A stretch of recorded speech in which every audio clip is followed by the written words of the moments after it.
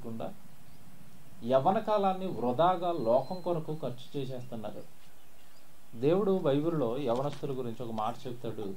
దయచేసి మీరు బైబిల్ తీయండి. అందరూ ఎంత ఆలోచన లేదంటే ఎంత ఆశ యవనస్తుల గురించి దేవుడు పెట్టుకున్నాడో మీరు ఒకసారి చూడండి. కీర్తనల గ్రంథం 144 కీర్తన మీరు చూడండి. కీర్తనల గ్రంథం 144 కీర్తన 12 వచనం ఒకసారి జాగ్రత్తగా చూడండి. నా కుమారులు తమ యవ్వన కాలమందు చూసారండి ఎలా ఉన్నారంట? ఎదిగిన మొక్క. నా కుమారులు, నా పిల్లలు భూమి మీద నేను జన్మనిచ్చాను.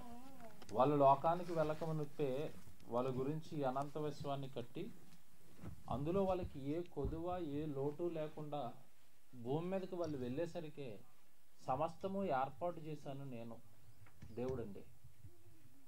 అలాంటి దేవుడు కుమారుల గురించి పిల్లల గురించి ఏమంటున్నాడు చూడండి. అక్కడ మా కుమారులు తమ యవ్వన కాలమందు ఎదిగిన మొక్క. యవనస్తులను దేవుడు దేంతో పోల్చాడు? ఎదిగిన మొక్క. బాగా ఆలోచించాలి. యవనస్తులను దేవుడు ఎదిగిన మొక్క అని ఎందుకు అంటున్నాడు? రైతులు ఉంటే ఇక్కడ వ్యవసాయం చేస్తే నేను చెప్పేది మీకు అర్థమవుతుంది. విత్తనం వేశారు, మొలకెత్తింది. మొలకెత్తిన తర్వాత రైతు ఏమి ఎదురు చూస్తాడు మీరు చెప్పండి? ఈ మొక్క ఎప్పుడు ఎదుగుతుందా, ఎదిగి ఎప్పుడు కాపు కాస్తుంది, ఎప్పుడు ఫలాలు ఇస్తుంది అని ఎదురు చూస్తాడు. అంతేనా? అంటే రైతు వేసిన విత్తనం భూమిలో పడి చచ్చిపోయి మొలకెత్తిన తర్వాత మొక్క పెద్దదై పెద్దదై పెద్దదై పెద్దదై కాపివ్వాలి, పళ్ళివ్వాలి. కష్టపడి మొక్క వేసిన రైతు, కష్టపడి నీళ్లు పెట్టిన రైతు, కష్టపడి ఎరువు వేసిన రైతు ఎదగబోయే మొక్క గురించి ఎదురు చూస్తూ ఉంటాడు. అరటి మొక్క వేసాడు, నీళ్లు పోస్తున్నాడు, ఎరువు వేస్తున్నాడు, పెద్దదై పెద్దదై పెద్దదై పెద్దదై ఏమివ్వాలి? అరటి గెల వేయాలి. కాలం వచ్చింది, గెల వేయవలసిన కాలం వచ్చింది, గెల వేయటం లేదు. ఏం చేస్తాడు చెప్పండి? ఎరువు ఏమైనా తక్కువైందేమని కాస్త ఎరువేస్తాడు, మళ్ళా నీళ్ళు వేస్తాడు. ఎప్పటికీ ఎదురు చూపుల్లో నుంచి గెల రావటం లేదనుకోండి, రైతు ఈ అరటి చెట్టుని ఏం చేస్తాడు? నరికేస్తాడు. పని చేయని మొక్క నాకెందుకు, పళ్ళివ్వని మొక్క నాకెందుకు? ఎదిగిన మొక్క ఎవరైతే ఆ చెట్టును వేశాడో, చెట్టు వేసిన యజమానుడికి పళ్ళు ఇవ్వాలి. మీ ఇంటి ముందు జామ చెట్టు వేసుకున్నారు, ఎదుగుతుంది ఎదుగుతుంది ఎదుగుతుంది, పెద్ద చెట్టు అయిపోయింది, ఇల్లంతా ఆక్రమించేసింది, కాయలు కాయట్లేదు. ఏం చేస్తారు? నరికేస్తాం. కాయలు కాయని చెట్టు మాకు ఎందుకు? ఇప్పుడు దేవుడు యవనస్తులను దేంతో పోల్చాడు? అక్కడ యవనస్తులు ఎదిగిన మొక్కలు వలె ఉన్నారు. ఎదిగిన మొక్క రైతుకు, చెట్టు వేసిన యజమానికి పళ్ళు ఎలాగైతే ఇవ్వాలో, యవనస్తులు కూడా యవ్వనాన్నిచ్చిన దేవుడికి ఫలాలు ఇవ్వాలి. యవ్వనాన్నిచ్చిన దేవుడి కొరకు యవ్వనాన్ని ఖర్చు పెట్టాలి. యవ్వన కాలాన్ని దేవునికి సమర్పించాలి. ఉన్నారు అలా యవ్వనస్తులు? యవ్వనంలో దేవుడి కొరకు బ్రతికేంత గొప్ప వాళ్ళు ఈరోజు ఉన్నారా?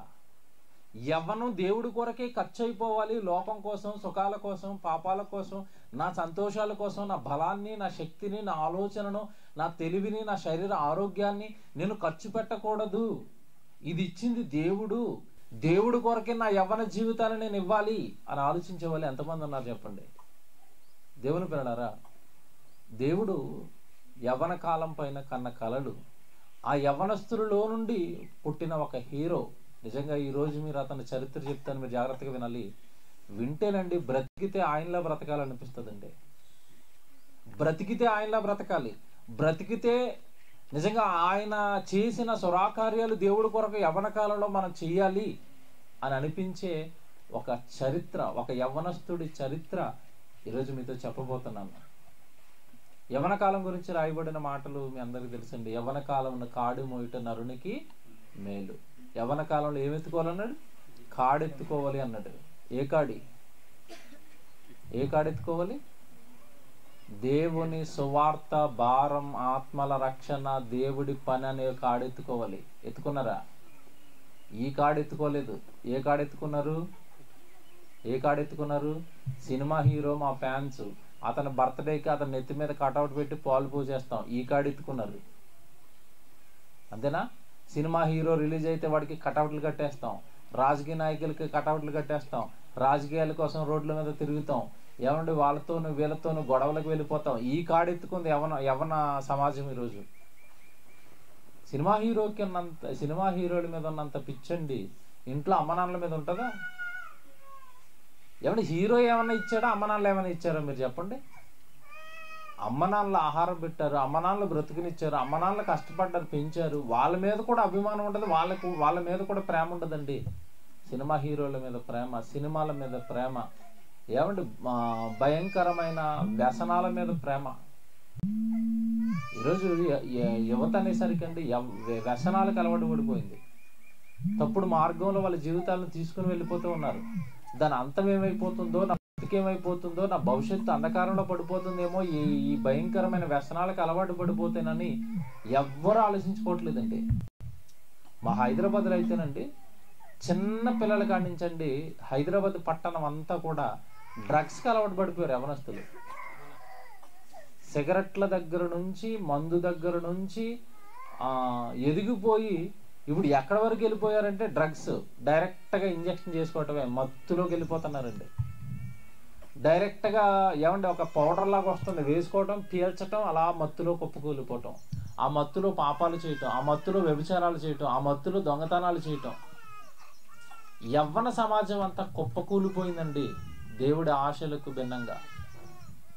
ప్రేమైన దేవుని పిల్లలారా, దేవుడు కోరుకున్న యవ్వనం ఎలాగుండాలో, దేవుడు బైబిల్లో ఉన్న ఒక యవ్వనస్తుడు ఎంత గొప్పగా దేవుడిని నిలబెట్టాడో మీరు ఆశ్చర్యపోయే చరిత్ర ఒకటి ఈరోజు మీకు చెప్తాను.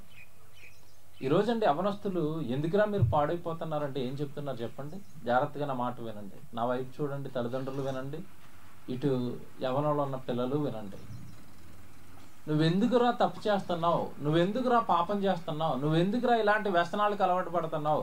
నువ్వెందుకురా మనం క్రైస్తవులమి, దేవుడి పిల్లలమి తప్పులు చేయకూడదు, నువ్వెందుకు వాళ్ళతో తిరుగుతున్నావు అనేసరికి మన పిల్లలు ఇచ్చే ఆన్సర్ ఏంటి చెప్పండి? ఏం ఆన్సర్ ఇస్తున్నారు వాళ్ళు? చుట్టూతో ఉన్న నా ఫ్రెండ్స్ అదే చేస్తున్నారు కనుక నేను కూడా అదే చేస్తున్నాను. వాడు సినిమాకి వెళ్ళడం లేదా, అందుకే నేను సినిమాకి వెళ్తున్నాను. వాడు సిగరెట్ తాగటం లేదా, అందుకే నేను సిగరెట్ తాగుతున్నాను. వాడు మందు తాగట్లేదా, అందుకే నేను మందు తాగుతున్నాను. వాడు అమ్మాయిని ప్రేమించటం లేదా, అందుకే నేను అమ్మాయిని ప్రేమిస్తున్నాను. వాడు అబ్బాయిని ప్రేమించటం లేదా, అందుకే నేను కూడా అబ్బాయిని ప్రేమిస్తున్నాను. వీళ్ళు ఇచ్చే ఆన్సర్లు కదండి. మేము సమాజాన్ని చూసి పాడైపోతున్నాం, లేదా వాళ్ళు చేయట్లేదా, వీళ్ళు చేయట్లేదా అంటారు వీళ్ళు. ఇప్పుడు ఒక యవనస్తులు జాగ్రత్తగా వినాలి. ఒక యవనస్తుడు బైబిల్లో మనకు కనపడతాడు. ఆయన పేరు యెహోషువ. ఈ యెహోషువ యవ్వనుడు. ఎలాంటి పరిస్థితుల్లో నుండి వచ్చిన యవ్వనుడు అంటే, ఇశ్రాయేల్ అంతా కూడా ఒకప్పుడు ఎక్కడున్నారు? మీరు మోషేను వాళ్ళని విడిపించక మునుపు ఎక్కడున్నారు? వీళ్ళంతా ఐగుప్తులో ఉన్నారు కదండి. మోషేను నాయకుడిగా పుట్టించి ఇశ్రాయేల్ దగ్గరికి దేవుడు పంపించక మునుపు ఇశ్రాయేల్ అంతా ఎక్కడున్నారు అంటే ఫరో దగ్గర బానిసలుగా సుమారు 430 సంవత్సరాలు బానిసత్వంలో ఉండిపోయారు. ఆ దేశం నిండా కూడా పాపం.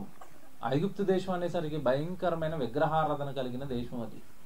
వ్యభిచారము, నేరాలు, ఘోరాలు, పాపాలు. ఏమంటే ఈ ఐగుప్తు చుట్టూతా ఉన్న దేశాలలో కూడా ఇవే నేరాలు ఉంటే ఇందులోనే ఉన్నారు ఇశ్రాయేలీయులు. ఈ ప్రజల మధ్య బ్రతికారు ఇశ్రాయేలీయులు. వీళ్ళు కూడా అలాంటి అలవాటు చేసుకున్నారు. వీళ్ళు కూడా అలాంటి పాపాలే చేస్తున్నారు. మీరు ఎలా చెప్తారంటారా? తిమోతికి రాసిన పత్రికలో ధర్మశాస్త్రం ఎవరికి ఇవ్వబడిందని చెప్తాడు. ఒకసారి ఆ మాట చూడండి. ధర్మశాస్త్రం ఎవరికి ఇచ్చాడంట? తిమోతికి రాసిన పత్రిక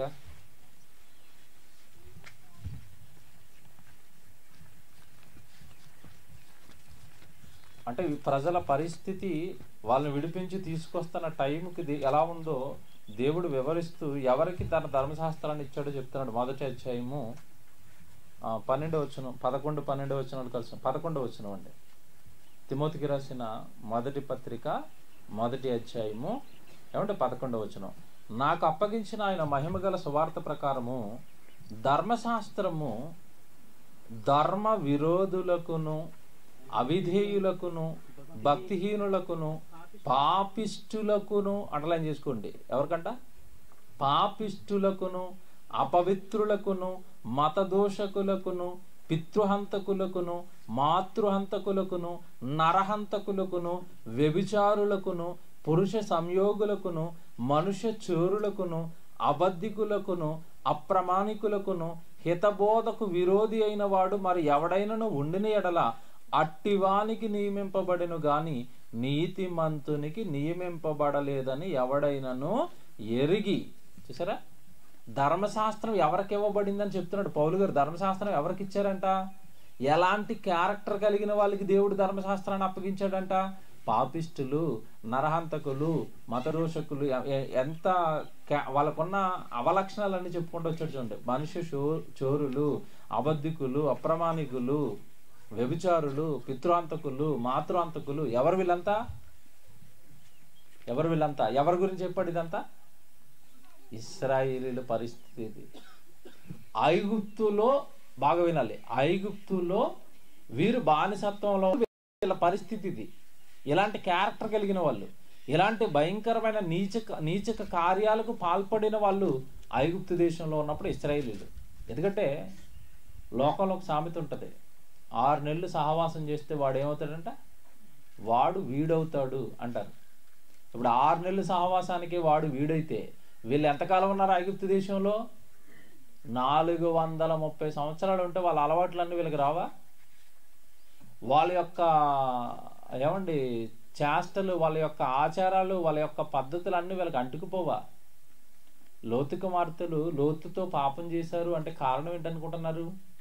లోతు పెరిగిన ప్రదేశం యొక్క ప్రభావం అది. ఎక్కడ పెరిగారు? లోతు కుటుంబం ఎక్కడ పెరిగింది? సొదొమ గొమొర్ర. ఎవరు వాళ్ళంతా? వ్యభిచారులు. ఆ ఎఫెక్ట్ ఎవరి మీద పడ్డది? లోతు కుమార్తెల మీద పడ్డది. మన చుట్టూతో ఏ సమాజం అయితే ఉంటుందో ఆ సమాజం ప్రభావం మీ మీద పడుతుంది. అందుకే దేవుడు బైబిల్లో స్పష్టంగా చెప్తాడు. యోహాను గారు రాసిన పత్రికలో లోకమంతా కూడా దుష్టుని యందున్నది అంటాడు. అంటే ఇప్పుడు లోకం మొత్తం ఎవరి అండర్లో ఉంది? దుష్టుని అండర్లో ఉంది. అతని అండర్లో లోకం ఉంటే అందులో బైబిల్ పట్టుకొని పరిశుద్ధంగా బ్రతుకుతాము, పవిత్రంగా బ్రతుకుతాము, దేవుడిని నిలబెడతాము, దేవుడన్న లోకానికి వస్తాము అని మనము చుట్టూతా వాడి లోకమే ఉంటే, చుట్టూతా వాడి ప్రభావమే ఉంటే మధ్యలో మనం బ్రతకటం అంటే ఎంత కష్టమో మీరు ఆలోచించండి. ఇప్పటి ఈ పరిస్థితులు అంతే. ఒకప్పుడు యెహోషువ, నేను చెప్తున్నాను కదా, ఐగుప్తు దేశంలో ఉన్న వాళ్ళందరి క్యారెక్టర్లు ఎంత భయంకరంగా ఉంటే మోషే గారు ఐగుప్తు దేశానికి వెళ్ళాడు, దేవుడు పంపించగా వాళ్ళందరినీ విడిపించుకొని తీసుకొని వచ్చాడు. విడిపించి తీసుకొని వచ్చేటప్పుడు వీళ్ళందరితో పాటు యెహోషువ, కాలేబు, ఇంకా చాలామంది యవనస్తులు, సుమారు 6 లక్షల కాల్బలం కలిగిన వాళ్ళు, అంటే సుమారుగా వాళ్ళంతా యవనస్తులు, గట్టిగా యుద్ధం చేయగలిగిన వాళ్ళు, వీళ్ళందరూ కూడానండి ఐగుప్తు దేశం నుండి వచ్చారు. జాగ్రత్తగా ప్రసంగం వినండి. ఈ మనుష్య చోరులు, వ్యభిచారులు, నరహంతకులు, మాతృహంతకులు, పితృహంతకులు, వీళ్ళందరితో పాటు ఒకడే, ఇశ్రాయేలులో పుట్టినవాడే, యవనస్తుడే యెహోషువ. కానీ యెహోషువ జీవితం ఎలా మారిపోయిందో, తర్వాత యెహోషువ ఎంత గొప్పవాడయ్యాడో మీకు ఇప్పుడు చరిత్ర చూపిస్తాను. అయితే యెహోషువ యవనస్తుడే. ఒకసారి ఆయన గురించి దేవుడు రాసిన మాట ఒకసారి మీరు బైబిల్లో చూడండి. సంఖ్యాకాండం 11వ అధ్యాయము. సంఖ్యాకాండము 11వ అధ్యాయము 28వ వచనం ఒకసారి జాగ్రత్తగా బైబిల్ తీయండి. సంఖ్యాకాండము 11వ అధ్యాయము 28వ వచనం చూడండి. మోషే ఏర్పరచుకున్న వారిలో నూను కుమారుడును మోషేకు పరిచారకుడునైన యెహోషువ. ఏమండి, ఎంత బాగుంది చూడండి. ఇక్కడ ఆయన గురించి ఇంట్రడక్షన్ దేవుడు ఎలా ఇస్తున్నాడు అంటే, ఎవరు ఈ యెహోషువ అంటే విషయం చెప్పాడు. ఎవరంట? మళ్ళీ చదువుతాం. మోషే ఏర్పరచుకొనిన వారిలో ఏమంటే మోషే ఏర్పరచుకొనిన వారిలో అంటే ఇప్పుడు యెహోషువని ఎవరు ఏర్పాటు చేసుకున్నారు? మోషే. ఎందుకు ఏర్పాటు చేసుకున్నాడు? కింద చూడండి. అప్పుడు మోషే ఏర్పరచుకొనిన వారు నూను కుమారుడును మోషేకు పరిచారకుడునైన యెహోషువ. ఎందుకు ఏర్పాటు చేసుకున్నాడు అంటే మోషేకి ఇతను ఏం చేస్తున్నాడు? పరిచారం చేయడానికి ఏర్పాటు చేసుకున్నాడు. మోషే దగ్గర పరిచారకుడిగా ఏర్పాటు చేయబడిన వాడే యెహోషువ. జాగ్రత్తగా వినండి. స్టార్టింగ్ ఇది. ఐగుప్తులో ఉన్న ఇశ్రాయేలులను, ఆ పాపపు కార్యక్రమాలలో ఉన్న ఇశ్రాయేలులను విడిపించి తీసుకుని వస్తూ దారిలోనే యెహోషువని మోషే గారు ఏర్పాటు చేసుకుని నాకు పరిచారం చేయనాయనా అన్నాడు. అంటే ఇప్పుడు యెహోషువ మోషే గారి దగ్గర దేనికి జాయిన్ అయ్యాడు? పరిచారానికి జాయిన్ అయ్యాడు. జాగ్రత్తగా వినండి. పరిచారం అంటే ఏంటి చెప్పండి? పరిచారం అంటే ఏంటి? పరిచారం అంటే ఏంటి? మోషే గారి బట్టలు ఉతకటం, మోషే గారికి అన్నం పెట్టడం, మోషే గారి వెనకాల ఏది పట్టుకురమ్మంటే అది పట్టుకుని వెళ్ళటం, ఇదేనా పరిచారం అంటే? మార్కు పరిచారకుడు ఎవరికి? పౌలు గారికి. ఇలా బైబిల్లో పరిచారం చేసిన యవనస్తులు చాలా మంది ఉన్నారు. ఇప్పుడు పెద్ద సేవకుడైన మోషేకు యెహోషువ ఎలా జాయిన్ అయ్యాడు? పరిచారకుడిగా జాయిన్ అయ్యాడు. ఏమంటే యవన పిల్లలు ఎవరైనా పరిచారం చేస్తారా? ఆడపిల్లలు ఇంట్లో బట్టలు ఉతకమంటే ఉతుకుతారు చెప్పండి? ఎదిగొచ్చిన ఆడపిల్లలు ఏమండి మేము ఎందుకు ఉతకాలి? నువ్వు ఉతుకమ్మా, నువ్వు ఉతుక్కో, కొంచెం ఏమండి ఆరోగ్యం బాగోలేదమ్మా, ఇల్లు తుడువు, నేను ఎందుకు తుడవాలి, నేను చదువుకుంటున్నాను, నేను ఆడుకుంటాను. ఇంట్లో పనులే చేయరండి యవనస్తులు. చేస్తారా? ఎదిగొచ్చిన పిల్లలు, మగపిల్లలకి ఇంట్లో తండ్రి పని చెప్పాడు అనుకోండి, చేస్తారు. ఎవరు పొలానికి వెళ్ళరా, ఈరోజు వెళ్ళలేకపోతున్నాను అంటే, నేను పొలానికి వెళ్ళాలా, నేను వెళ్ళను. చూసారా? ఎదిగిన పిల్లలు ఇంట్లో తల్లిదండ్రుల మాట వినరండి యవన పిల్లలు. కానీ ఇక్కడ యవనస్తుడయ్యి ఉండి యెహోషువ ఏం చేస్తున్నాడు? అక్కడ మోషేకు పరిచారం చేస్తున్నాడంట. నాకు నిజంగా ఆశ్చర్యం కలిగించండి. ఈయన గురించి ఎలాగైనా చెప్పాలి బాగా అనుకున్నాను ఈ మాట చదివిన తర్వాత. యెహోషువ పరిచారం చేయటమా సేవకుడికి, యవనస్తుడయ్యండి. నిజంగానండి, బాగా వినండి మీరంతా. దైవజనుడి గుండెల్లో ఏ యవనస్తుడైతే పడతాడో, దైవజనుడి గుండెల్లో ఏ యవనస్తుడికైతే స్థానం పడుతుందో, దైవజనుడి గుండెల్లో ఎవరైతే స్థానం సంపాదించుకుంటారో వాళ్ళ బ్రతుకు, వాళ్ళ భవిష్యత్తు చాలా బాగుంటుందండి. కారణం ఏంటంటే దేవుడు ఎన్నో అధికారాలు, ఎన్నో అవకాశాలు దైవజనుడి ద్వారా మీకు ఇస్తాడు. దైవజనుడికి ఇచ్చిన అధికారం, దైవజనుడికి ఇచ్చిన అవకాశాలు దేవుడు ఆయన ద్వారా మీకు ఇస్తాడు. దానికి ప్రత్యక్ష నిదర్శనమే యెహోషువ జీవితం. నేను వాక్యాన్ని బట్టి చెప్తున్నాను. ఇది మోషేకు దేవుడు చాలా అధికారాలు ఇచ్చాడు. మోషేకు దేవుడు చాలా శక్తి ప్రభావాలు ఇచ్చాడు. ఇవన్నీ తర్వాత కాలంలో ఎవరికి దక్కాయి, ఎవరికి అందాయి అంటే బాగా వినండి. ఎవరికి మోషే కుటుంబంలో పుట్టిన వాళ్ళకి కానీ, మోషే బంధువులకు కానీ, మోషే చుట్టాలకు కానీ దక్కలేదు. ఈ అధికారము, ఈ హోదా, ఈ శక్తి, ఈ ప్రభావము మోషే తర్వాత ఎవరికి దక్కాయి, ఎవరికి అందాయి అంటే మోషే గారి గుండెల్లో అమితమైన స్థానాన్ని సంపాదించిన యెహోషువకు దక్కాయి. కారణం ఏంటంటే యవ్వనస్తుడయ్యుండి సేవకుడికి పరిచారం చేయడానికి వెళ్ళిపోయాడండి. నాట నుండి దేవుడి పనిలో, దేవుడి సేవలో సేవకుడు కదులుతున్నప్పుడు వెన్నంటే ఉన్నాడు. సేవకుడు ఏది చెబితే అది తూచా తప్పక పాటించిన వాడిగా యెహోషువ జీవితంలో కనబడుతుంది. యవనస్తులు దేవుడి కొరకు నిలబడటం కష్టం ఈరోజు. ఏమంటే ఈరోజు మీకు ఇంకో మాట చెప్తాను. అసలు గుడిలోనే సరిగా కూర్చోరండి యవనస్తులు. కూర్చుంటారా? గుడిలో కూర్చున్న వీడు ఏం చేస్తాడంటే వెనకాల కూర్చుని సెల్ ఫోన్ ఆపరేట్ చేస్తూ ఉంటాడు. ఇక్కడ ప్రసంగమైనా చాటింగ్ చేస్తూ ఉంటాడు. వాడు వాట్సాప్ చూస్తూ ఉంటాడు, ఫేస్బుక్ చూస్తూ ఉంటాడు, వీడియోలు చూస్తూ ఉంటాడు, లేకపోతే ఎవరితోనో మాట్లాడుతూ ఉంటాడు. ఎక్కడ కూర్చుని? గుడిలో కూర్చుని కూడా. గుడిలో ఉన్నప్పుడు ఎలాగ ఉంటున్నాడంటే ఇంట్లో ఉన్నప్పుడు ఇంకేం చేస్తాడో మీకు తెలియదు కాదు. ఇంతటి దౌర్భాగ్యమైన పరిస్థితుల్లో యవన జీవితాలు ఈరోజు ఉంటే యవనస్తుడయ్యుండి దైవజనుడు వెనకెళ్ళిపోతున్నాడు, జీవితాన్ని దైవజనుడికి ఇచ్చేసాడు, పరిచయం చేస్తానంటున్నాడు, మీరు ఎక్కడికి వెళితే అక్కడికి వస్తాను అంటున్నాడు, మీరు ఏం చేస్తే అది చేస్తాను అంటున్నాడు. ఇవన్నీ మీకు ఇప్పుడు ఎందుకు చెప్తున్నానో చివరిలో మీకు అర్థమవుతాయి. జీవితాన్ని ఎంత గొప్పగా దేవుడికి ప్రసాదిస్తే, జీవితాన్ని ఎంత గొప్పగా లోపరిచి దేవుడికి అప్పగిస్తే ఆ యవనస్తుడి జీవితం ఏమైపోతుందో, ఎంత గొప్పవాడై సమాజానికి కనబడతాడో మీరు తర్వాత తర్వాత తర్వాత వచ్చిన వాళ్ళు మీరు చూస్తారు.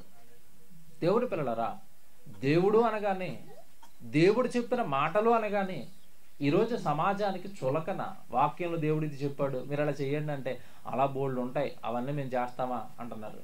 చేసి చూస్తే జీవితం ఎలా మారుతుందో మీకు అర్థమవుతుంది. దేవుడు బైబిల్లో ఒక విషయాన్ని చెప్పినప్పుడు దాన్ని పాటిస్తే దాని నుండి వచ్చే ఫలాలు ఎంత గొప్పగా ఉంటాయో రుచి చూస్తాం. రుచి చూచిన వాడే యెహోషువ. జాయిన్ అయిపోయాడండి, మోషే దగ్గర జాయిన్ అయిపోయాడు. ఏమంటే ఆయన వచ్చిన పరిస్థితులు అలాంటి మంచివి కాదు. పాపిష్టులు, దుర్మార్గులు, వ్యభిచారులు, దొంగలు, పితృహంతకులు, నరహంతకులు, వాళ్ళలో నుండి వచ్చి దైవజనుడైన మోషే చెప్పిన వాక్యానికి లోబడిపోయి ఆ పాపపు కార్యక్రమాలన్నీ మానేసి ఆ పాపిష్టి జీవితాన్ని విడిచిపెట్టి పరిచారకుడిగా మోషే దగ్గర సెటిల్ అయిపోయాడు యవ్వనస్తుడైన యెహోషువ. అంతేనా? యెహోషువ గురించి ఏమని రాశాడు అక్కడ? పరిచారకుడు అని చెప్తూ ఆయన యవ్వనస్తుడు అని కూడా మెన్షన్ చేస్తున్నాడు. చూడండి అక్కడ, మోషే ఏర్పరచుకున్న వారిలో నూను కుమారుడును మోషేకు పరిచారకుడునైన యెహోషువ. ఏమంటే పైన మీరు చూస్తే ఉంటుందండి, 27వ వచనం, క్షమించండి పైన.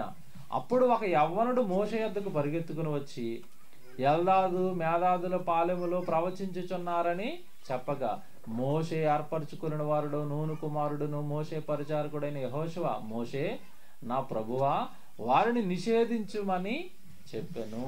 యవ్వన కాలంలో, యవ్వన సమయంలో పరిచారం చేశాడండి.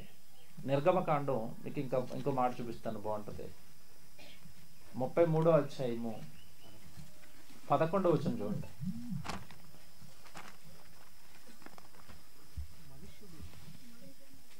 నిర్గమకాండం 33వ అధ్యాయము ఏమంటే 11వ వచనం.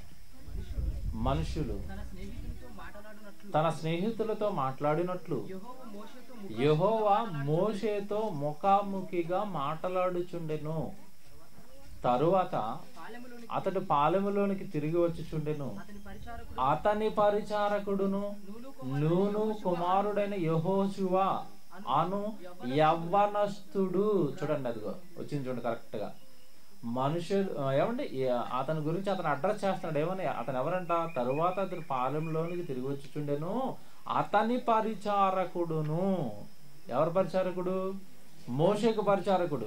అతని పరిచారకుడును నూను కుమారుడైన యెహోషువ అను యవ్వనస్తుడు గుడారములో నుండి వెలుపలికి రాలేదు.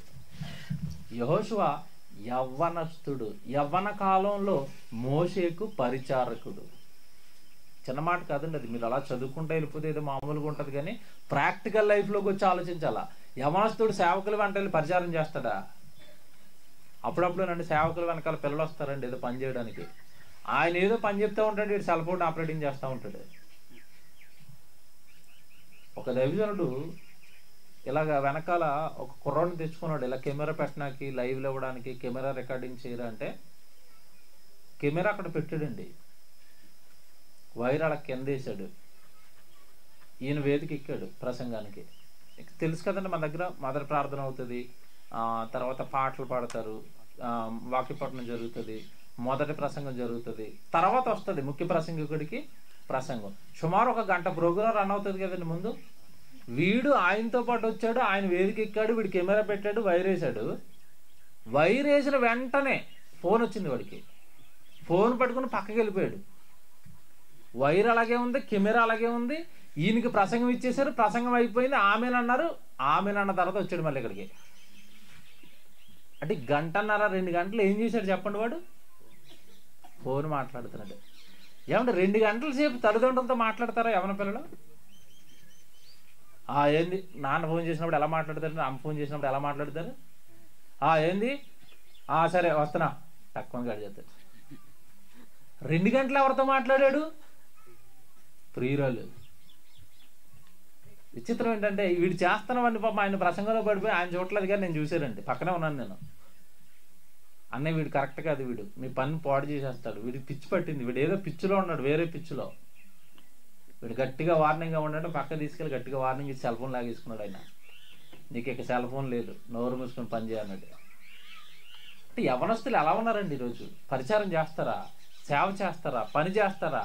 అదొక రకమైన పిచ్చిలో పెరుగుతూ ఉంటారు. వాళ్ళు ఏదో పిచ్చిలో తగులుకుని ఉంటారు, సెల్ ఫోన్లోనో అమ్మాయిలతోనో అబ్బాయిలతోనో, లేకపోతే ఏవేవో గొడవలో, సినిమాలో, ఫ్రెండ్స్, తాగుబోతులో, తిరుగుబోతులో, సిగరెట్లో, దీంట్లో తగులుకొని ఉంటారు తప్ప పరిచారము, సేవ, దేవుడు, సేవకుడు, పని ఇందులో ఎవరుంటారు మీరు చెప్పండి? ఇక్కడ నిజంగానండి యెహోషువ నా పరిచారకుడు, పైపెచ్చి అతను ఎవరంట? యవ్వనుడు. యవ్వన కాలంలో దేవుడి పరిచర్యలోనికి వచ్చిన వాడు యెహోషువ. ఇక్కడ నుంచి జాగ్రత్తగా మీరు నేను చెప్పేవన్నీ ఆలకించండి. ఎలాంటి పరిస్థితుల్లో నుండి వచ్చాడో మీకు చెప్పాను. ఎలాంటి పరిస్థితుల్లో నుంచి వచ్చాడు? అతనితో పెరిగిన ప్రజలు ఎలాంటి వాళ్ళు? మిగతా ఇశ్రాయేలు అంతా ఎలాంటి వాళ్ళు? మాతృ అంతకులు, పితృ అంతకులు, దోషకులు, వ్యభిచారులు, ఇంతటి అపవిత్రమైన కార్యాలలో వాళ్ళతో పాటు జీవించిన ఇతడు సడన్ గా మోషే గారు ఇశ్రాయేలుకు ఒక ఆజ్ఞ ఇచ్చాడు. 10 ఆజ్ఞలు మీకు తెలుసు కదండి. మీరు వ్యభిచరించకూడదు, దొంగతనం చేయకూడదు, అబద్ధాలు ఆడకూడదు, నరహత్య చేయకూడదు. ఎందుకు ఇచ్చాడు 10 ఆజ్ఞలు ఇశ్రాయేలుకి? ఎందుకు ఇచ్చాడు చెప్పండి? ఆజ్ఞలు ఎప్పుడు వస్తాయి? అక్కడ పాపం జరుగుతున్నప్పుడు మాత్రమే ఏమొస్తాయి? ఆజ్ఞలు వస్తాయి. ఇశ్రాయేలు కూడా ఇలాంటి తప్పులు, ఇలాంటి పాపాలు చేస్తున్నారు కనుక ఈ ఆజ్ఞలు ఎప్పుడైతే దేవుడు ఇచ్చేశాడో మోషే గారి ద్వారా వెంటనే వాటికి సరెండర్ అయిపోయాడండి యెహోషువ. దేవుడి పాపాలు చేయొద్దన్నాడా? ఈ ఆజ్ఞలు పాటించమన్నాడా? ఎస్ మై లార్డ్, నేను ఈ ఆజ్ఞలు పాటిస్తాను, నేను మీకు సేవ చేసుకుంటాను, మీ వెనకుంటాను అని సేవకుడు వెనక వచ్చేసాడు యెహోషువ. చుట్టూతా ఉన్న సమాజం ఏమి మంచిది కాదండి, చుట్టూతా ఉన్న సమాజం ఏమి గొప్పది కాదండి. అలాంటి పరిస్థితుల్లో నుండి ఒక రకంగా మీకు అర్థమయ్యేటట్టుగా చెప్పాలంటే బురదలో నుండి పుట్టిన కలువ మీకు తెలుసు కదండి. కమలం ఎక్కడ పుడుతుంది? అది దాని పుట్టుక ఎక్కడ చెప్పండి? బురదలో, ఎక్కడో చెరువులో బురదలో పుట్టి అలా మొగ్గగా అలాగా బురదలో నుంచి తన్నుకుంటూ పైకి వస్తుంది నీళ్ళపైకి.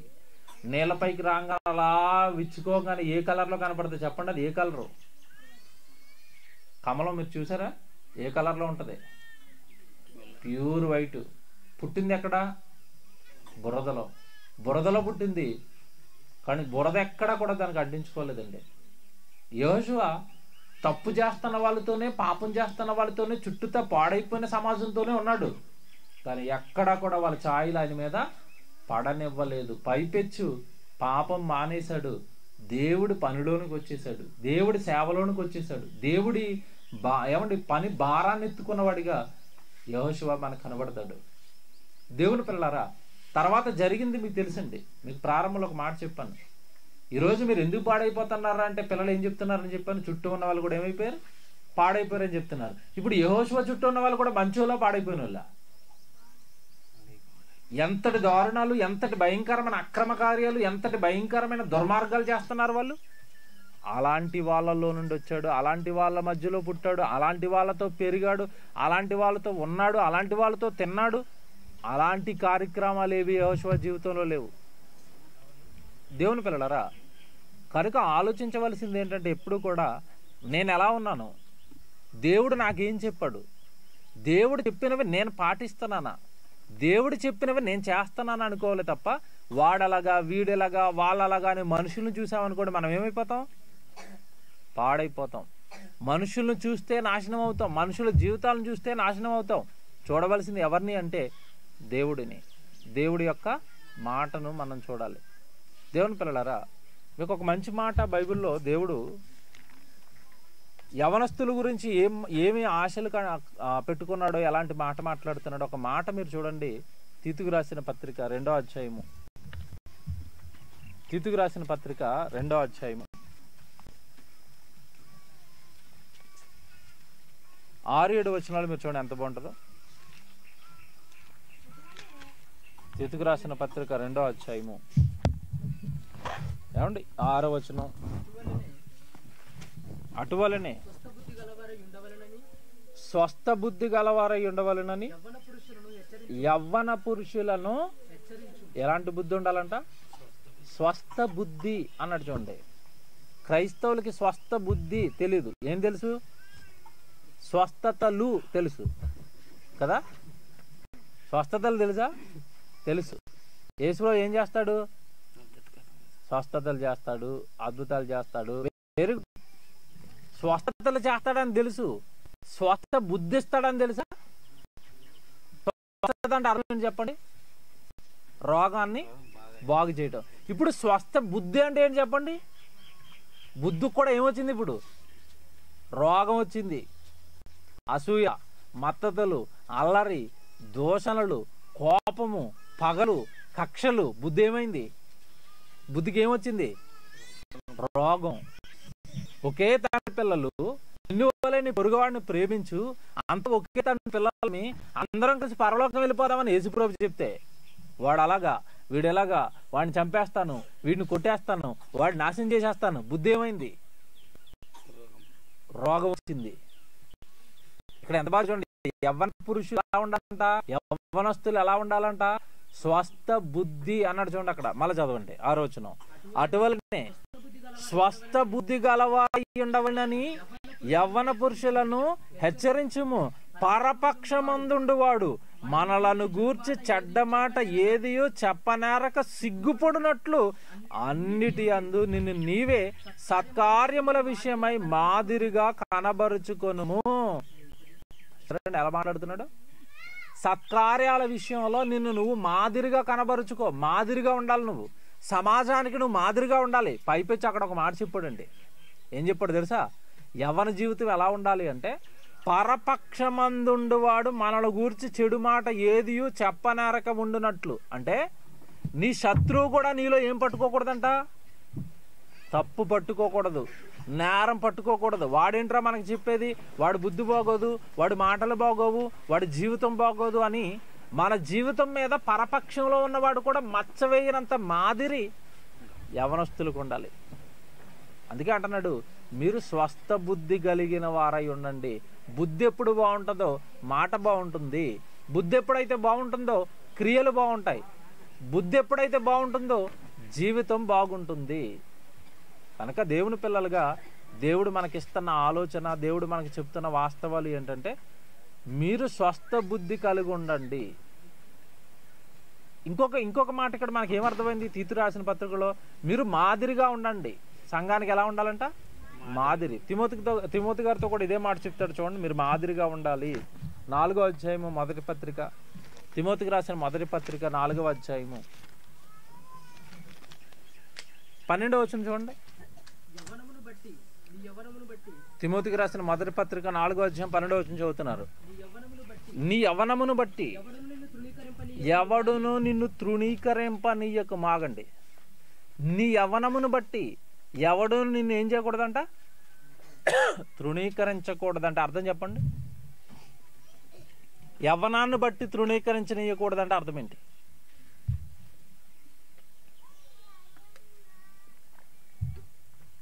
యవనస్తుల పేరు చెప్తే ఈరోజండి మంచివాడు అని చెప్తారా, లేకపోతే ఏదో ఒక చెడు వ్యసనానికి అలవాటు పడిపోయాడని చెప్తారా?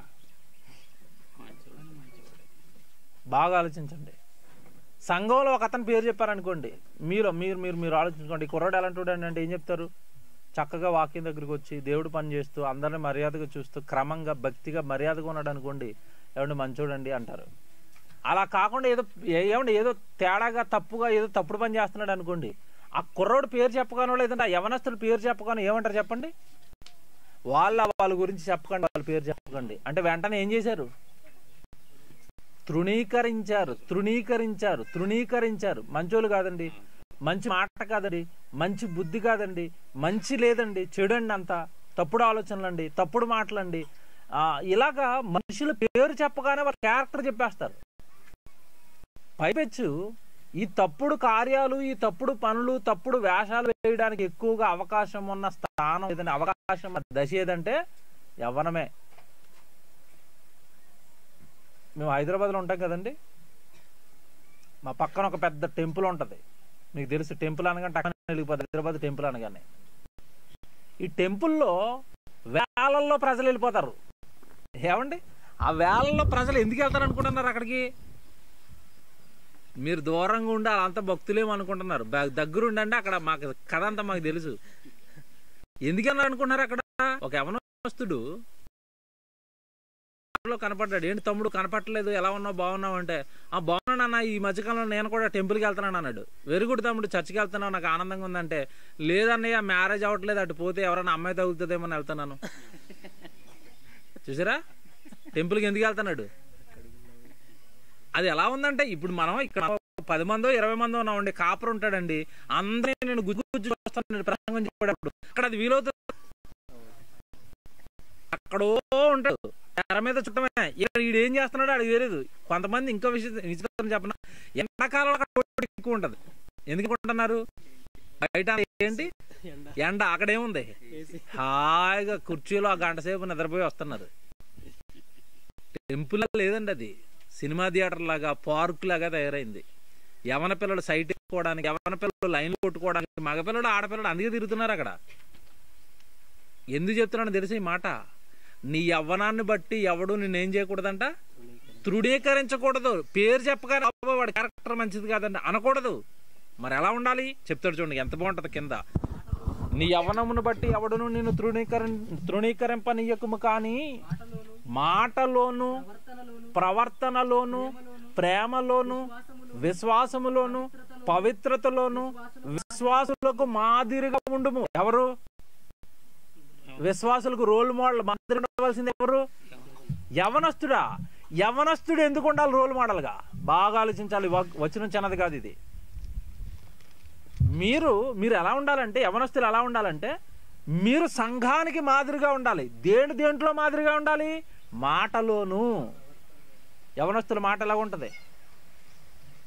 మాదిరి కలిగించే మాట ఉంటుందా? పొగరుగా, ఘాటుగా, నువ్వేంట్రా అన్నట్టుగా ఉంటుందా? ఏమరా అలా మాట్లాడుతున్నావు అంటే ఉడుకు రక్తం అంటాడు. యవనస్తులకు ఉడుకు రక్తం ఉంటుందా? మరి పెద్ద ఆయనకి ఇంకేమైనా చల్లారిపోయిన రక్తం ఉంటుందా? అందరికి ఏ రక్తం ఉంటుంది అనుకుంటున్నారు? అందరికీ ఉడుకు రక్తమే. చాలా మంది తెలియక మాట్లాడతారు. ఇది ప్రతి ఒక్కరిలో ఉండేది ఉడుకు రక్తమే. రక్తం చల్లారిపోయింది అనుకోండి, మనిషి ఏమైపోతారు అనుకుంటున్నారు? చచ్చిపోతారు. అప్పుడప్పుడు చూడండి ఇలా చేతులు ఎలా రుద్దుతూ ఉంటారు. వేడి రక్తం, అందరి రక్తంలోనూ వేడి ఉంటుంది. ఆ వేడి ఉంటేనే రక్తం పరిగెడుతుంది. ఉడుకు రక్తము ఏమండి ఏయో కబుర్లు చెప్తారు, అంత సోదది. నీ బుద్ధి బాగుంటే మాట బాగుంటుంది, నీ బుద్ధి బాగుంటే నీ ఆలోచన బాగుంటుంది, నీ బుద్ధి బాగుంటే నీ చూపు బాగుంటుంది, నీ బుద్ధి బాగుంటే నీ కార్యాలు బాగుంటాయి. బాగోవలసింది రక్తంలో వేడి అది కాదు. ఏది బాగుండాలి? ఇందాక అదే చెప్పాను తీతు పత్రికలో. మీరు ఏం కలిగి ఉండాలంట? స్వస్థ బుద్ధి. అది ఎప్పుడైతే బాగుందో, బుద్ధి బాగుంటే మాట బాగుంటుంది, బుద్ధి బాగుంటే చూపు బాగుంటుంది, అన్నీ బాగుంటాయి. కనుక యవనస్తుడా, నీ యవనాన్ని బట్టి ఎవడు తృణీకరించవద్దు, కానీ నువ్వు మాటలోను, ప్రేమలోను, ప్రవర్తనలోను, విశ్వాసములోను, పవిత్రతలోను విశ్వాసులకు నువ్వేమవ్వాలి? ఏమండి యవనస్తుడు సంఘానికి మాదిరి ఏంటండి? సంఘాన్ని ముందుండి నడిపించవలసిన వాడు ఎవరు చెప్పండి? వచనం ప్రకారం యవనస్తుడే. అమ్మ పదండి వెళ్ళిపోదాం, ప్రార్థనకి వెళ్ళిపోదాం రండి, ఏమంటే సెమినార్కి వెళ్ళిపోదాం రండి, సువార్తకి వెళ్ళిపోదాం రండి, పని చేయడానికి వెళ్ళిపోదాం రండి. ఎవరు కదులుతారండి? ఎవరు కదలగలరు స్పీడ్గా? మీరు చెప్పండి, ఎవరు కదలగలరు? యవనస్తుడే. పని చేయడానికి, ఏమో టెంట్లు వేయడానికి, ఈ కర్రలు గొయ్యలు తీయడానికి కర్రలు ఎవరు వస్తారు? యవనస్తుడే రావాలి. రండి వెళ్ళిపోతాం రండి, మన అక్కడ చర్చి పని జరుగుతుంది కదా రండి అని అందరినీ కలిసి తీసుకుని దేవుడి పనిలోకి రావాల్సింది ఎవరు అంటే యవనస్తుడు. మీరు సంఘానికి అన్నిటిలో మాదిరిగా ఉండాలి. ప్రవర్తనలో, మాటలో, పనిలో అన్నిటిలో కూడా మీరు మాదిరి చూపించాలి అన్నాడు. ఎవరిని? యవనస్తుడిని. ఈరోజు యవనస్తులు మాదిరిగా ఉన్నారా? సంఘానికి తలకాయ పోటుగా మారిపోయారా? మీరు చెప్పండి. ఓ పాస్టర్ గారు ఇలాగే యూత్ సెమినార్ పెట్టాడండి నాతోనే. ఏమంటే మీరు యూత్ మెసేజ్ బాగా చెప్తారండి, మా దగ్గరికి వచ్చి యూత్ సెమినార్ పెట్టాలి, మీరు చెప్పాలి అన్నాడు. సరేనండి నేను డేట్ ఇచ్చాను, వెళ్ళాను. ఆయన ఇలా పక్కన కూర్చొని చెప్తున్నాడు, సంఘం అంతా బాగుంటుందండి, మా దగ్గర ఉన్న యవనస్తులు అంత పాపిస్తులు మరొకరు లేరండి. దుర్మార్గులండి యవనస్తులు. ఆడపిల్లలు బాగుంటారండి, పెద్దవాళ్ళు బాగున్నారండి, మా దగ్గర ఉన్న యవనస్తులు అంత దుర్మార్గులండి, పచ్చి దుర్మార్గులండి, కొంచెం వాళ్ళని మార్చే మాటలు చెప్పండి అంటున్నాడు. ఇప్పుడు వీళ్ళు సంఘానికి యవనస్తుడు ఎలా ఉండాలని వాక్యం చెప్పింది, వీళ్ళు ఎలా మారిపోయారు మీరు చెప్పండి. ఇప్పుడు మాదిరిగా ఉండాలంటే మొత్తం సంఘాన్ని కొలాప్స్ చేసేసే వాళ్ళుగా మారిపోయారు, సంఘాన్ని నాశనం చేసే వాళ్ళుగా మారిపోయారు. ఆయన బాధపడుతున్నాడండి. ఈ యవనస్తులు మోకం చూసండి 4 కుటుంబాలు చర్చికి రావట్లేదని అన్నాడు. కాలేజీలో చూడండి, అమ్మాయిలు అలా వెళ్ళిపోతున్నారు అనుకోండి, వీళ్ళు నలుగురు ఒకసారి కూర్చుని ఏం చేస్తూ ఉంటారు? సెటైర్లు వేయటం, ఆడపిల్లల్ని ఏడిపించటం, వాళ్ళు బాధపడే మాటలు మాట్లాడటం. వీళ్ళు ఎక్కడైతే కూర్చున్నారో ఆడపిల్ల పక్కకు వస్తారేగా, రారు. అది బయట జరుగుతుంది. ఈయన బాధ ఏంటంటే చర్చిలో కూడా అదే జరుగుతుంది. వీళ్ళు రాగానే గుమ్మం దగ్గర కూర్చుంటారంటే 4-5 బ్యాచ్ వచ్చి వాళ్ళు అందరూ అటు చూస్తారంటే ఇటు చూస్తారంటే ఏదో అంటారంట. వీళ్ళని చూసండి 4 కుటుంబాలు చర్చికి రావడం మానేసాయి. ఎలా మారిపోయారు వీళ్ళు? ఏంటి యవ్వన కాలం? ఎలాగ ఉండాలని దేవుడు చెప్తున్నాడు, ఎలా మారిపోయారు వీళ్ళు? ఇప్పుడు జాగ్రత్తగా వినండి. ఈరోజు మన హీరో ఎవరని చెప్పాను? యెహోషువ. సంఘానికి ఎలా ఉండాలి యవనస్తుడని చెప్పాడు ఇక్కడ, మాదిరి. వీళ్ళు ఎలాగున్నారనుకున్నారు? యెహోషువ ఎలాగున్నాడు అనుకున్నారు? సంఘానికి మాదిరి యెహోషువ. ఎక్కడో తిమోతి పత్రికలో రాసేంత వరకు మనం ఇలా ఉండాలని మనకు తెలియలేదండి. ఈ పత్రిక ఈ మాట రాయక మునుపే యెహోషువ ఆ రోజున్న సంఘం ఎవరు? ఆ రోజు సంఘం ఎవరు? ఇశ్రాయేలు సర్వ సమాజానికి రోల్ మోడల్గా మాదిరిగా మారిపోయాడు యెహోషువ. మీకు చూపిస్తాను, అక్కడికి రండి ఒకసారి.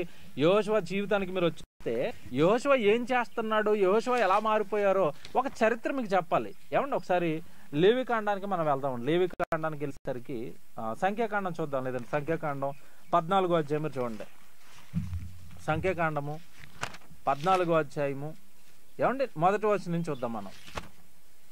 వీళ్ళు ఎలా కాపాడారో సంఘాన్ని ఎలా ముందుండి నడిపిస్తున్నాడు యెహోషువ మీరు చూడండి. సంఖ్యాకాండం 14వ అధ్యాయము చూద్దామండి.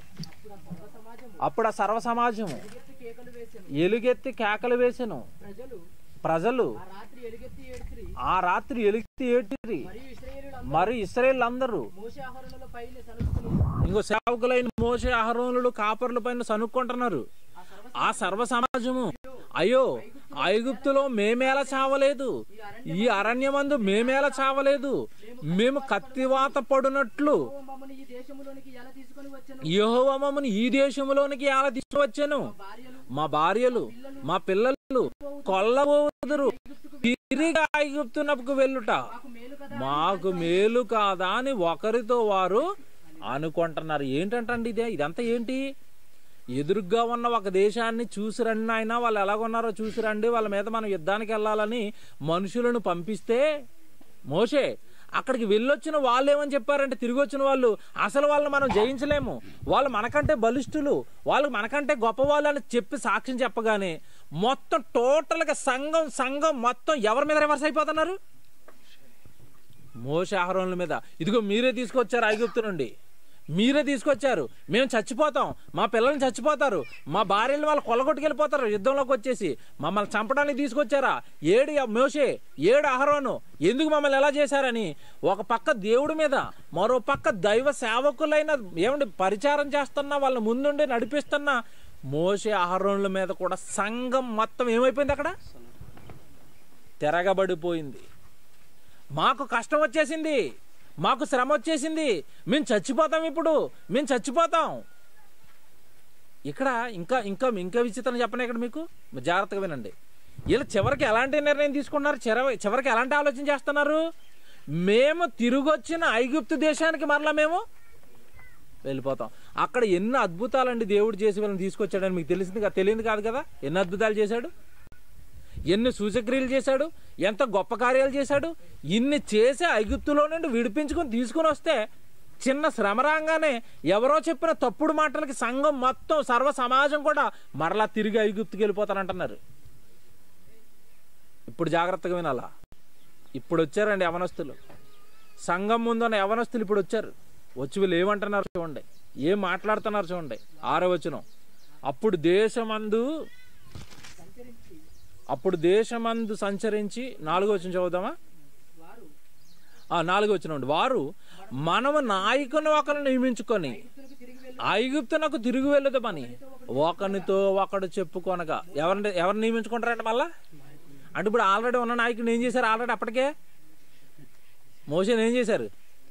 ఈ మోషేతో పని అవదు, పక్కన పెట్టేయండి. ఈ సేవకుడితో పని అవదు, మనల్ని చంపేస్తాడు, మనల్ని రాజులకు అప్పగించేస్తాడు, ఎప్పుడు దేవుడు అంటాడు, దేవుడు మాటల ప్రకారం వెళ్ళిపోదాం అంటాడు. ఈయనతో మనకి పని అవదు. మనం ఆల్రెడీ ఓట్లేసి ఒక నాయకుడిని పెట్టుకుందాం. మన నాయకుడితో మనం ఇప్పుడు ముందుకు కాదు, ఎక్కడికి వెళ్దాం? ఐగుప్తునకు వెనక్కి వెళ్ళిపోతాం. ఇప్పుడు చూడండి దిగాడు హీరో. మోషే అహరోనులు ఇశ్రాయేలు సర్వ సంఘము ఎదుట సాగిలపడిరి. అప్పుడు దేశమందు సంచరించి చూచిన వారిలో నూను కుమారుడకు యెహోషువయు యెఫున్నె కుమారుడకు కాలేబును బట్టలు చింపుకొని ఇశ్రాయేలు సర్వ సమాజముతో, మేము సంచరించి చూచిన దేశము మిక్కిలి మంచి దేశము, యెహోవా మన యందు ఆనందించిన ఎడల ఆ దేశములో మనలను చేర్చి దానిని మనకిచ్చును. అది పాలు తేనెలు ప్రవహించే దేశము. మెట్టుకు మీరు యెహోవా మీద తిరగబడకుడి, ఆ దేశ ప్రజలకు భయపడకుడి, వారు మనకు ఆహారమగుదురు, వారి నీడ వారి మీద నుండి తొలగిపోయాను, యెహోవా మనకు తోడై ఉన్నాడని వారికి భయపడకూడని రీ. ఎవరంటున్నారు? యెహోషువ, కాలేబు. ఇప్పుడు సంఘాన్ని వీళ్ళు ఏం చేస్తున్నారు? కాపాడుతున్నారు ముందుండి. మీరు ఎందుకు వెళ్ళిపోవాలనుకుంటున్నారు వెనక్కి? మీరు ఎందుకు ఆ ప్రజలకి, ఎదురుగా ఉన్న దేశ ప్రజలకు భయపడి మీరు ఎందుకు పారిపోవాలనుకుంటున్నారు? నో, పారిపోవద్దు. ఏం చేశారంట? వాళ్ళని కాపాడడానికి ఏం చేస్తున్నారంట? బట్టలు చింపుకుంటున్నారంట సంఘం ముందు. మీరు ఎందుకు భయపడుతున్నారు? మేము కూడా వెళ్ళొచ్చాం ఆ దేశానికి, మేము కూడా చూసి వచ్చాం, అది మంచి దేశము, పాలు తేనెలు ప్రవహించే దేశము. అక్కడున్న ప్రజలందరినీ దేవుడు మనకు అప్పగిస్తాడు. మన వెనకున్న దేవుడు శక్తిమంతుడు. సంఘానికి మాదిరిగా ఉండి సంఘాన్ని ముందుకు నడిపిస్తున్నారు. చూడండి వీళ్ళిద్దరు. ఎవరు వీళ్ళు? కాలేబు, యెహోషువ, యవనస్తులు. దైవజనులకి సపోర్ట్గా నిలబడారు. మోషే అహరోనులకి సపోర్ట్గా నిలబడ్డారు. మోషే అహరోనుల పక్షాన మాట్లాడుతున్నారు. మన వెనక దేవుడు ఉన్నాడు, మన దేవుడు గొప్పవాడు, మనల్ని రక్షిస్తాడు, మనల్ని కాపాడుతాడు, తీసుకువెళ్తాడు. చూసారండి భక్తుడండి ఈరోజు యవనస్తులు. ఇదా నిజండి. ఈయన గురించి అండి, యవనస్తులు మీటింగులో మాకు వాక్యం చెప్పాలన్న ప్రతి చోట నేను ఈయన గురించే చెప్తున్నానండి. ఎందుకు అంటే, ఎదిగొచ్చిన మొక్కలు అన్నారు కదా ప్రారంభంలో, యవన కొమ్మలు ఎలా ఉండంట? ఎదిగిన మొక్కల వలె ఉండాలన్నారు కదా. ఇప్పుడు యెహోషువ మీకు ఎలా కనబడుతున్నాడు దేవుడికి? ఎదిగిన మొక్క, సంఘాన్ని కాపాడే మొక్క, సంఘానికి ముందుండే మొక్క, సంఘాన్ని ధైర్యపరిచే మొక్క, సంఘంలో ఉన్న వారికి దేవుడి శక్తిని చూపించే మొక్క, ఎదిగిన మొక్క, ఎదిగిన యవ్వనుడు. అలా ఎదిగొచ్చామండి దేవుడికి మనం. దైవ కార్యక్రమాలకి మీలో ఉన్న యవ్వనులు ఎంతమంది ముందు ఉంటున్నారు? యవ్వన సమాజం ముందు ఉండాలి. యవ్వన సమాజం ముందుంటే సంఘం అంతా కూడా సమాజం వెనకాల వెళ్ళిపోద్ది. ఎందుకంటే మీరు బలవంతులు, మీరు కార్యాలు చేయగలిగిన వాళ్ళు, మీరు ముందుండాలి, మీరు నడిపించాలి. ముందుండి నడిపించిన వాడు యెహోషువ. ఇక్కడ వరకు నండి, మీరు జాగ్రత్తగా వినండి. ఎప్పుడైతే సర్వ సమాజం తప్పుడు ఆలోచన తీసుకుని వెనక్కి వెళ్ళిపోవాలనుకుంటుందో, లేదు మేము ముందుంటాం పదండి అని సంఘానికి మాదిరిగా నిలబడి, ఇదిగో పాడైపోయిన ఈ సంఘాన్ని, నాశనం అయిపోయిన సంఘాన్ని, దేవుడి మీద ఆశ విడిచిపెట్టి వెనక్కి వెళ్ళిపోదాం అనుకున్న సంఘాన్ని ముందుండి నడిపించారు. మరలా ముందుకు తీసుకెళ్లారు. మళ్ళా దేవుని పిల్లలారా, తిమోతి పత్రికలో రాసిన మాట మీరు చదువుకోండి. మీ మాటలోను, మీ ప్రవర్తనలోను, మీ పరిశుద్ధతలోను సంఘానికి మీరు ఎలా ఉండాలి? మాదిరి. ఇప్పుడు ఈయన ఎలాగున్నాడు? వీళ్ళిద్దరు ఎలాగున్నారు? ఇప్పుడు మాదిరి. పదండి, దేవుడు మనం వెనకున్నాడు. దేవుని పిల్లలారా, కనుక యవ్వనం నుండి దేవుడు కోరుకుంటున్నదండి ఇదే కోరుకుంటున్నాడు. యవ్వనులు ఎలాగే ఉండాలని కోరుకున్నాడు. ఇకపోతే తర్వాత మీరు యెహోషువ చరిత్ర చదువుకోనండి. యుద్ధాలు జరిగించాలనుకున్న ప్రతిసారి దేవుడు ఎవరిని ముందు పెట్టేవాడు తెలుసా? మోషేకి చెప్పేవాడు, నాయనా పలానా జనంతో యుద్ధం అనగానే మోషే ఎవరిని ముందుకు తెస్తాడో తెలుసా? యెహోషువనే యుద్ధానికి సైన్యాధిపతిని చేశాడు. సైన్యానికి సైన్యాధిపతిగా మోషే నియమించింది ఎవరిని అంటే యెహోషువనే. నిర్గమకాండం ఒక మాట చూడండి, 17వ అధ్యాయం 8వ వచనం. నిర్గమకాండం 17వ అధ్యాయం 8వ వచనం.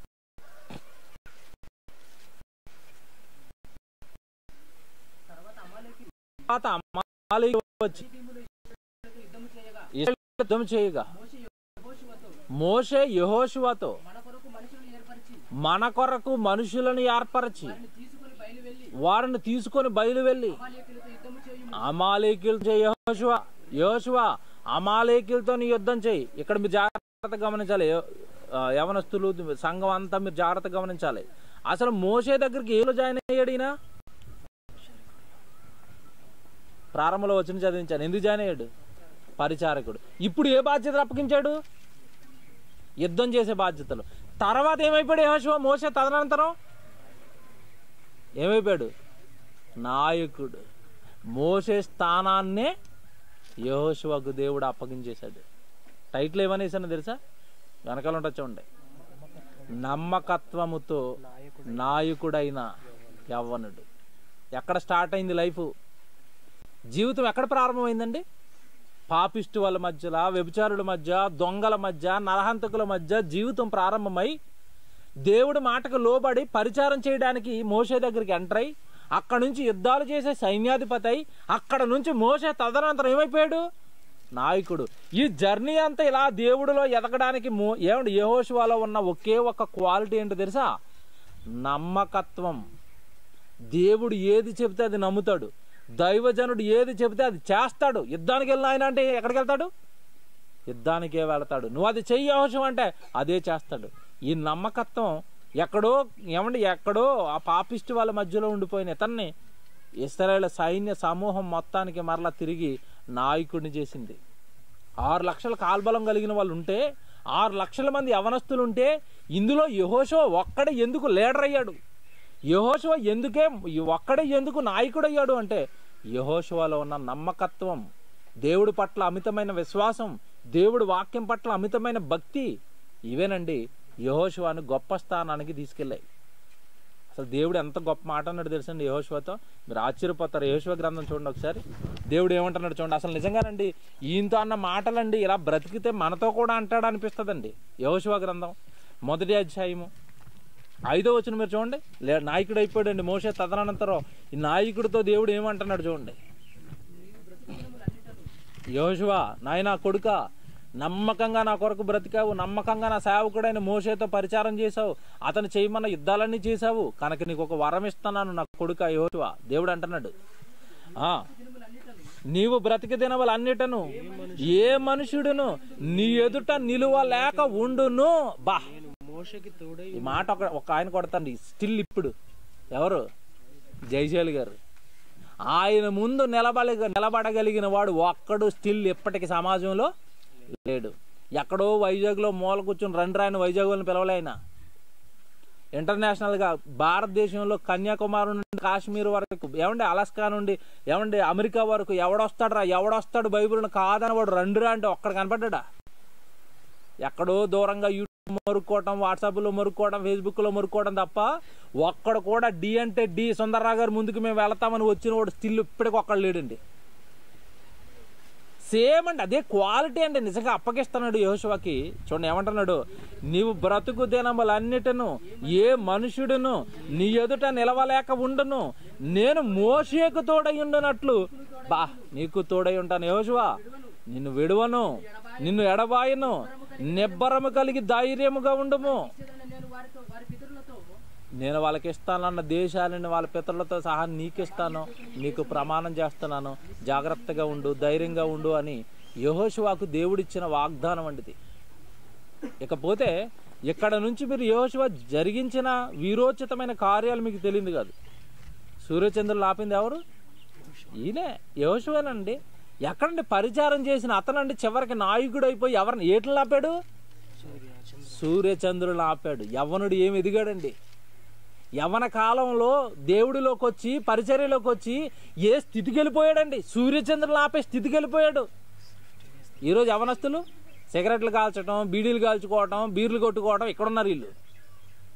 ఈయన ఎక్కడికి వెళ్ళిపోయాడు? దేవుళ్ళో ప్రకృతిని శాసించే స్థితికి ఎదిగిపోయాడు. కారణం, యవ్వనాన్ని దేవుడికి అప్పగించేశాడు. యవ్వన కాలంలో దేవుడి కొరకు పని చేసేశాడు. నువ్వు కోరుకొని ఆయన ఏం కావాలో నీకు అది చేస్తానంటున్నాడు. వెనకుండి దేవుడు అండి. యెహోషువ ఒక ఇన్స్పైరబుల్ లైఫ్ అండి. ఇన్స్పైర్ చేస్తాడు అందరినీ. ఇలా బ్రతకాల దేవుడి కోసం, ఇలా చెయ్యాలా దేవుడి కోసం. దేవుని పిల్లలారా, యవ్వనుడండి పరిచారంతో ప్రారంభమై యుద్ధాలు చేసి నాయకుడు అయిపోయి ఇశ్రాయేలును నడిపిస్తూ సూర్యచంద్రులు ఆపుతూ యుద్ధాలు జరిగిస్తూ. మీకు ఇంకో విషయం చెప్పనా? అతడి జీవితకాలం అండి, యెహోషువ జీవితకాలం మీరు చదవండి, యెహోషువ గ్రంథం అంతా మీరు చదవండి. అతడి జీవితకాలంలో చాలామంది రాజులను మట్టి కరిపించేసాడండి. ఒకసారి ఒక మంచి వచనం చూపిస్తాను ఆయన గురించి. 24వ అధ్యాయం చూడండి, 12వ అధ్యాయం చూద్దాం. యెహోషువ గ్రంథం 12వ అధ్యాయము 7, 9 వచనాలు చూడండి. 7వ వచనం, 8వ వచనం, 9వ వచనం చూడండి. యోర్దానుకు అవతల అనగా పడమటి దిక్కున లెబానోను లోయలోని బయల్గాదు మొదలుకొని షేయూరుండు వరకు, హాలాకు కొండ వరకు యెహోషువయు ఇశ్రాయేలీయులను జయించిన దేశపు రాజులు వీరు. యెహోషువ దానిని ఇశ్రాయేలీయులకు వారి గోత్రములకు వారి చొప్పున స్వాస్థ్యముగా ఇచ్చిన. ఏమండి, ఎవరినో జయించేసాడని చెప్తున్నాడు. 9వ వచనం చూద్దాం. వారెవరనగా చెప్తున్నాడు చూడండి, ఎంతమంది రాజులను యెహోషువ జయించాడు చెప్తున్నాడు. వారెవరనగా యెరికో రాజు, బేతేలు నద్దున్న హాయి రాజు, యెరూషలేము రాజు, హెబ్రోను రాజు. ఏమన్నా లిస్ట్ పేరు చెప్పాడండి. లిస్ట్ చెప్పి చెప్పి చెప్పి చెప్పి చివరికి వాళ్ళ అగ్గి చెప్తాడు చూడండి. చివర ఆ రాజులందరి సంఖ్య 31. ఎంతమంది రాజులను వేశాడు? 31 మంది రాజులను చంపాడండి. పరుగులు పెట్టించాడు యెహోషువ. యుద్ధశూరుడు యుద్ధశూరుడు యుద్ధశూరుడు అంటే మన మన మన మన ఆలోచన ఎప్పుడు దావీదు దగ్గరికి వెళ్ళిపోద్ది. దావీదు కంటే ముందు రాజులను పరిగెట్టించిన వాడు ఎవరు అనుకుంటున్నారు? యెహోషువ. పరుగు. యెహోషువ యుద్ధానికి వచ్చాడండి. పారిపోయారండి రాజులంతా. ఇంతటి విజయం, ఇంతటి ఘనత, ఇంతటి ఖ్యాతి ఒక యవనస్తుడికి ఎలా దక్కింది అంటే అతడు దేవుడి అందుంచిన నమ్మకం. మనం ఉంచాం అలాంటి నమ్మకం. యవనస్తులే కాదు, పురుషులే కాదు, స్త్రీలే కాదు, మీలో ఎవరు యెహోషువ నమ్మినంతగా దేవుడు మీరు నమ్ముతున్నారు? ఒకసారి తెలుసు కదండి, ఎంత ఇష్టమైపోయాడండి దేవుడికి. దేవుడికి ఎంత ఇష్టమైపోయాడండి యెహోషువ. యుద్ధం జరుగుతుంది, శత్రువులు మిగిలిపోయారు, ఈయనకి చంపేయాలని ఉంది. అక్కడ యుద్ధానికి ఒక రూల్ ఉంది. అస్తమయం సూర్యుడు వెళ్ళిపోతే ఏం చేయకూడదు? యుద్ధం చేయకూడదు. మనసులో మాత్రం చంపాలనేది అలాగే ఉండిపోయింది. శత్రు శాసనం మిగిలిపోయింది. దేవుడిని అడుగుతున్నాడు, నాయన ఏం కావాలి నీకు? నాకు ఈ సూర్యచంద్రులు ఆగిపోవాలి. ఓకే కమాన్, నువ్వు చెప్పేసి ఆగిపోతారు అన్నాడు. సూర్యుడా నువ్వు గిబియోను లోయలో నిలువుము, చంద్రుడా నువ్వు అయ్యాలోని లోయలో నిలువుము అనగానే వాళ్ళు ఏమైపోయారు? ఎక్కడోడు అక్కడ నిలిచిపోయారండి. ఏంటండి ఖ్యాతి ఏంటి, గొప్పతనం ఏంటి? ఎవరికి దక్కింది ఇదంతా? ఒక్క యవనస్తుడికి. ఇంత ఖ్యాత, ఇంత గొప్పతనమా? సూర్యచంద్రులు ఆపేయటమా? ఏమండి మనం ఎక్కడ ఉండిపోయామండి ఈరోజు? దేవుళ్ళు ఎక్కడ ఉండిపోయాం మనం? సరిగా ప్రార్థనకే రాము, సరిగా భక్తే ఉండదు, దేవుడి కోసం ఏమీ చెయ్యం, దేవుడి కోసం ఇలాంటి వీరోచిత కార్యక్రమాల గురించి ఏమీ ఆలోచించాం. మనల్ని ఎందుకు గొప్ప చేస్తాడండి? జీవితాన్ని ఇచ్చి దేవా నడిపించి అన్నాడు గనక, దేవుడు ఏది చెప్తే అది చేశాడు గనక ఈ స్థితికి పట్టుకొచ్చేశాడు యెహోషువ అని దేవుడు. మాట చూస్తారా? ఆ మాట అంటే చదవాలండి. యెహోషువ అనగానే ఆ మాట చదవాలి మనం. 10వ అధ్యాయం 12వ వచనం చూడండి. 10వ అధ్యాయం 12వ వచనం అండి. యెహోషువ ఇశ్రాయేలు ఎదుట అమోరీయులను అప్పగించిన దినమున ఇశ్రాయేలు వినుచుండగా యెహోషువ యెహోవాకు ప్రార్థన చేసెను. సూర్యుడా నువ్వు గిబియోను లోయలో నిలువుము, చంద్రుడా నువ్వు అయ్యాలోను లోయలో నిలువుము. జనులు తమ శత్రువుల మీద పగ తీర్చుకొని వరకు సూర్యుడు నిలిచెను, చంద్రుడు ఆగెను అని ఆషారు గ్రంథంలో వ్రాయబడి ఉన్నది కదా. 13వ వచనం.